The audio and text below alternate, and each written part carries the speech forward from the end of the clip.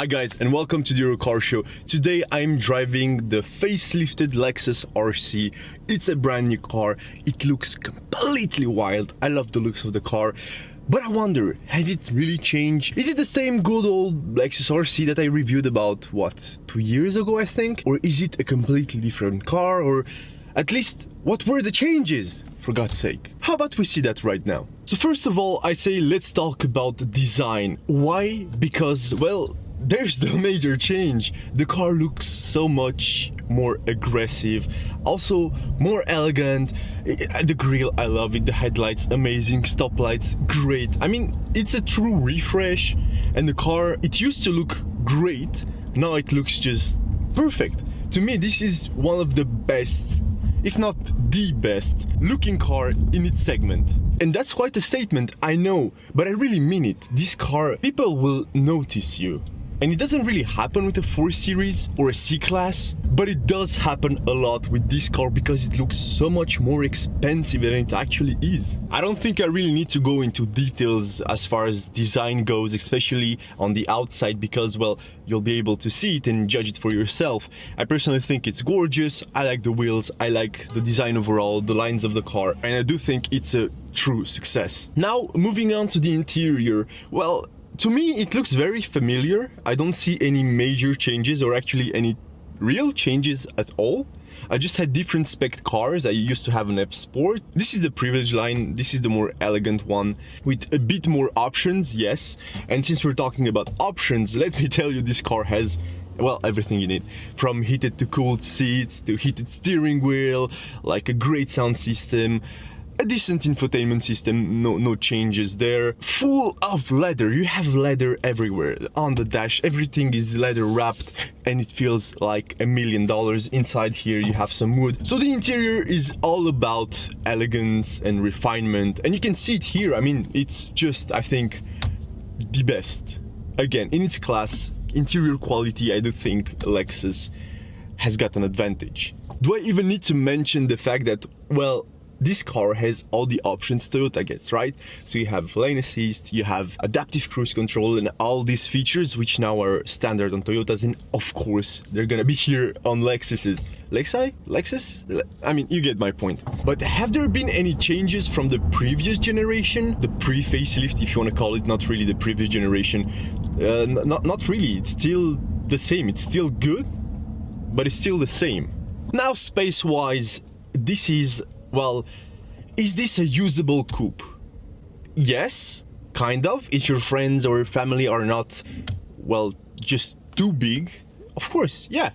I've managed to fit 4 people in here. I was by far the largest person, so that's okay. But that's as far as I would go. I wouldn't say this is a luxury, proper 4-seater, full comfort. No, this is a coupe. It's usable, yes. Yes, it is. But what truly astonished me is how big the trunk is. I mean, you can put some decent amount of luggage in this car, go for a nice road trip with these 4 people if they're not too big, and yeah, you'll have so much space, because since this is a coupe, it's not a convertible as you might see in a 4 Series, C-Class and everything, where the trunk might be compromised. This one, there's no compromise. Huge trunk. Even if there's batteries, no problem. Huge trunk. You get all the space. Now about specifications. This is pretty much the same again. No real changes, I'm sorry guys. This is still the 2.5 inline 4 petrol engine paired with the electric batteries and everything, and for a total combined output of 220 horses, which is okay. It still has the good old eCVT gearbox, which is amazing around town, and you know, even on the highway it's okay once you're at speed, no problem. It does work nicely, it's really smooth, it's really comfortable, and that's the motto of Lexus, right? 0 to 100 kilometers per hour will take you, well, around 8.5 seconds, which isn't that great, but it's okay again. And the best features as far as specs goes are its fuel consumption. This time, maybe I've grown up, I'm more mature, because I used to get, I think, around 7 something liters per 100 kilometers in the previous generation. In this one, around town I got as low as 5.5, which is incredible, right?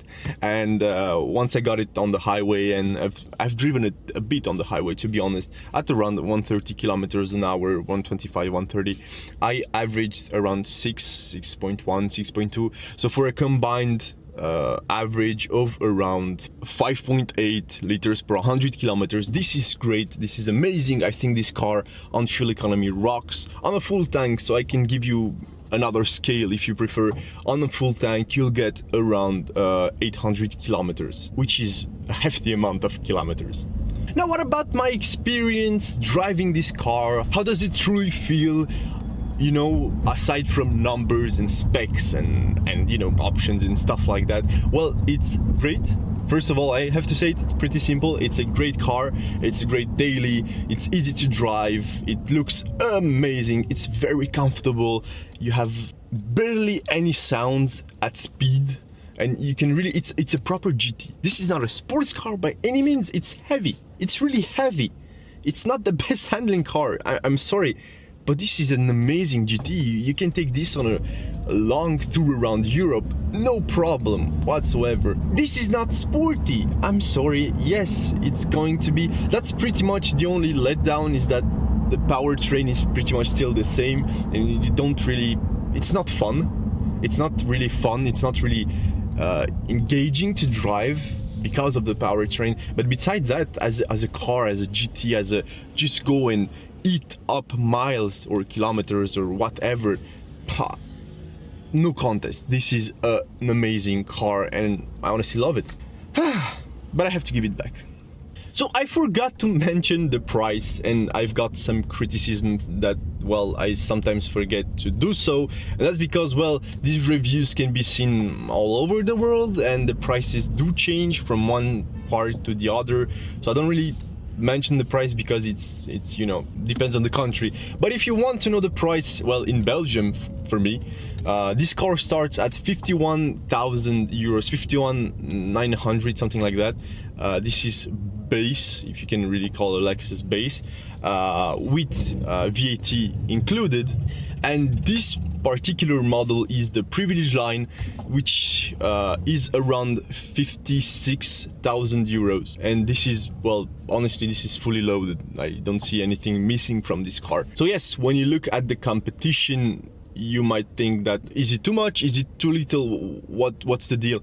Well, in my experience, at least in Belgium, this is a very good deal when you look at the other manufacturers. And for a car that's optioned like this one, with similar, you know, engine, similar options, similar everything, this is a very good deal. This is completely objective. Honestly, it's not subjective, because I don't have anything to win by saying that. I'm not making any money on this, I'm not getting any money, you know, it's just reality. And there's a huge difference, and I can't help but like congratulate Lexus, because putting a car that good at this price range is amazing. Now, Lexus, thank you for lending me this amazing car. I'm glad I could film the facelift, because I already tried the previous one and I wanted to see what's up. So verdict, has there been tons of changes? No. On the outside, yes, it looks better, even more refined, more sleek, etc. But besides that, I don't see any real change. And is that a bad thing?